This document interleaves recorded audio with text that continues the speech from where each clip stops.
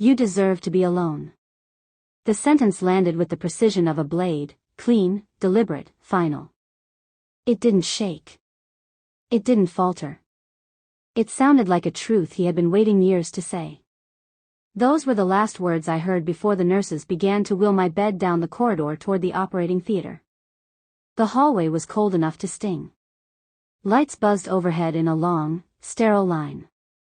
The wheels of the gurney clicked against the floor in an unhurried rhythm, the kind used in places where hope is optional. I stared at the ceiling tiles as they passed, one after another, white, silent, indifferent. It was almost impressive how emotionless everything felt, like the building itself had decided not to care. My father's voice still lingered, oddly steady in my ear. He didn't sound angry. He never did. Hatred, in my family, was expressed calmly, like a routine, a household chore performed without complaint. My brother's message had arrived seconds later. Short. Efficient. A mirror of my father's cruelty. I had told them both about the surgery days earlier. Not dramatically. Not with desperation. Just information. A simple request for help afterward, the kind any family might offer without thinking. But my family was not any. They were consistent in their absence, loyal only to their resentment. A nurse on my left checked the 4-tube, giving me a polite smile. I returned none of it. Not out of rudeness, just clarity. The theater doors slid open. A burst of cold air washed over me, sharper than anything I'd felt all day. Metallic. Sterile. Unforgiving. They positioned me under the blinding operating lights, adjusting my head, fixing the straps, preparing their instruments. Everything done with mechanical ease. As the anesthesiologist spoke, his voice softened by practiced reassurance, I realized something quietly, almost clinically. I had spent my entire life apologizing for a death I never caused. Trying to earn affection that was never offered. Buying loyalty that didn't exist. Carrying guilt that wasn't mine. Their final words didn't break me. They clarified me. The mask lowered toward my face. The lights blurred. The nurse's hand steadied my arm. And for the first time in 30 years, I felt something close to peace. Not forgiveness. Not healing.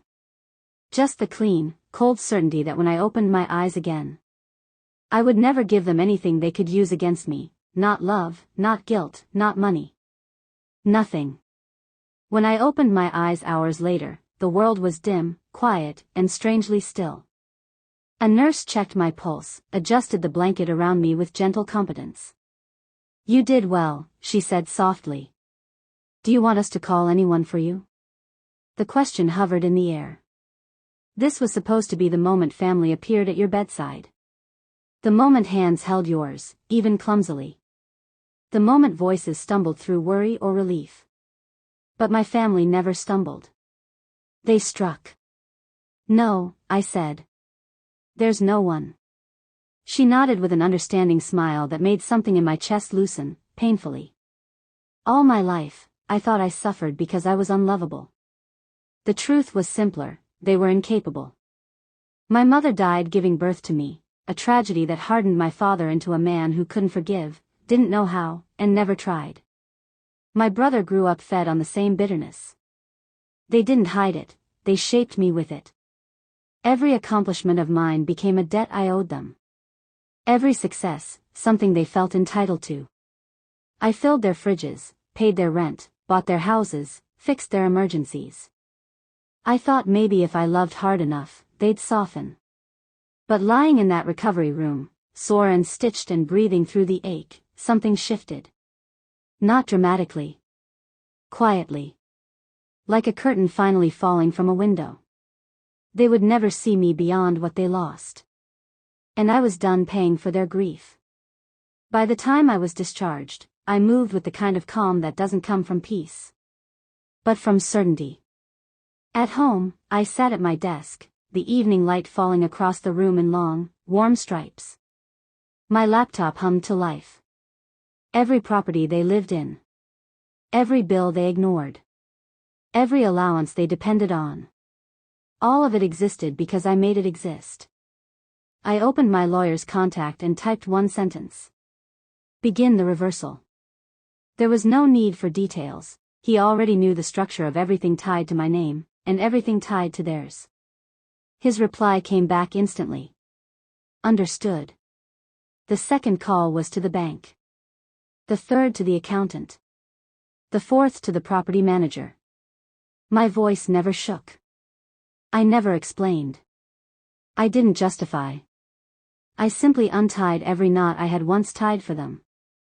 It took only 2 days before the world they lived in began to tilt. My brother called first, something tight and unfamiliar in his voice. Elsie, there's an issue with my accounts, and the house. Did you change something? I stood at my window, watching cars slide through the evening streets below. I'm sure you'll figure it out, I said quietly, then ended the call. My father called minutes later. Then again. And again. I didn't pick up. The man who couldn't answer my call before surgery suddenly needed me. Urgently. Desperately. Their houses, legally mine, shifted back into my control. Their utilities shut down. Their credit lines vanished. Their spending froze. Their access to anything I funded disappeared as though it had never existed. Not chaos. Not drama. Just the quiet correction of a lifetime imbalance. When they showed up at my building the next evening, I watched from behind the curtain. My father's voice carried across the parking lot, sharp with anger he used to reserve for me as a child.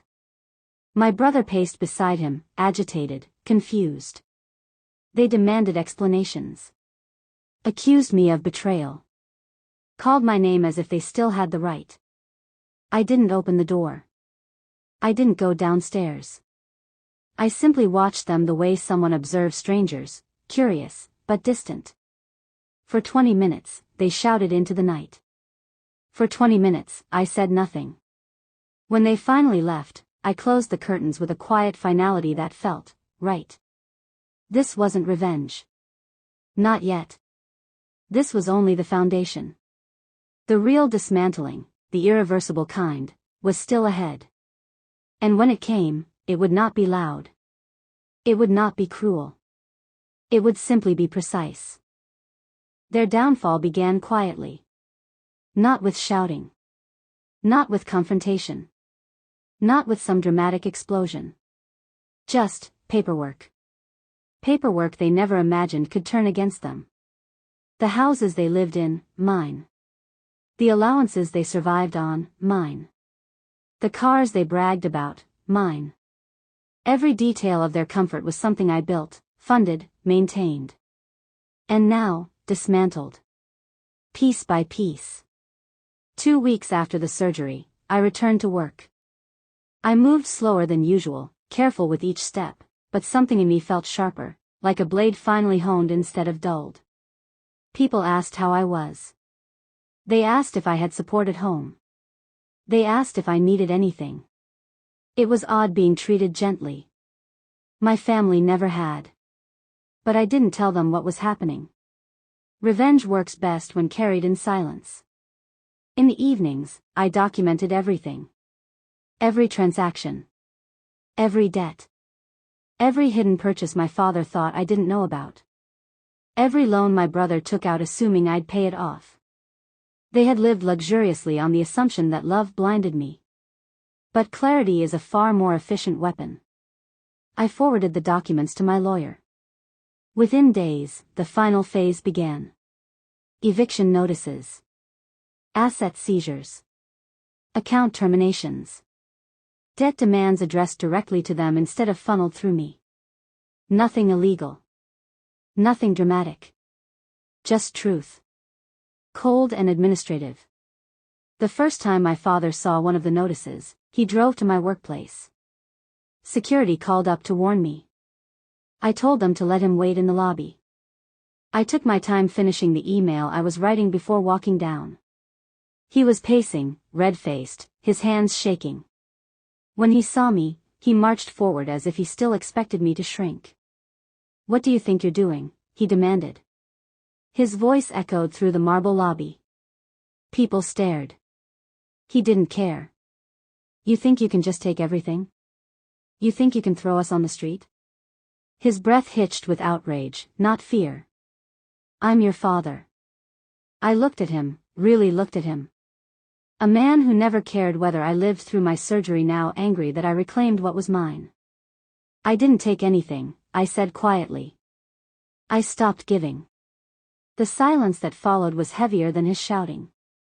He stared at me as though seeing a stranger, and maybe he was. I wasn't the child who apologized for existing anymore.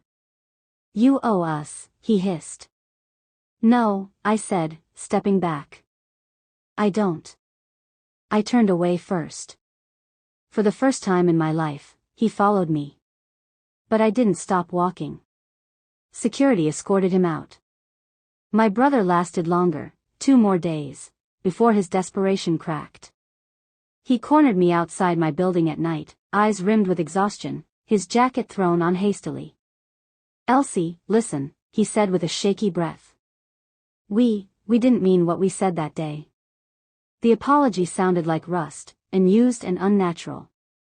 It was a joke, he added quickly. You know how Dad gets. We were stressed. You took it the wrong way. The wrong way. There it was, the familiar attempt to twist the knife, to make me question reality, to make me accept blame. But I didn't bend. You wished me dead before surgery, I said. There's no wrong way to hear that. He swallowed, jaw tightening. So that's it? You're ruining us? I'm removing myself, I corrected. What happens afterward is simply, what happens? His mouth opened as if to argue, but nothing came out. The words he needed, the ones that could have saved anything, didn't exist in him. When he left, he looked smaller. It was the first time I'd ever seen him that way. A month later, everything was settled. Their houses sold. Their accounts closed. Their debts transferred to them properly. Their lifestyles altered to something they would have called humiliating. They weren't homeless. They weren't starving. I made sure of that. Not because they deserved mercy, but because revenge that mirrors their cruelty makes you like them. And I was finished being anything like them. My final act wasn't financial. It came one morning when I drove to the cemetery where my mother was buried. The air was cool, soft, almost blue. I stood by her headstone for a long time without speaking. I used to think I owed them for your death, I said finally. But I know now I only ever owed myself a life. The wind shifted. It felt like exhaling after years of holding breath. I placed a single white lily at the base of the stone. Not for the family I lost, but for the one I was finally ready to build. I walked away lighter, freer, certain. Not of revenge. Not of victory. But of this truth. I was never alone. I was only surrounded by the wrong people. And now, for the first time, there was space in my life for the right ones.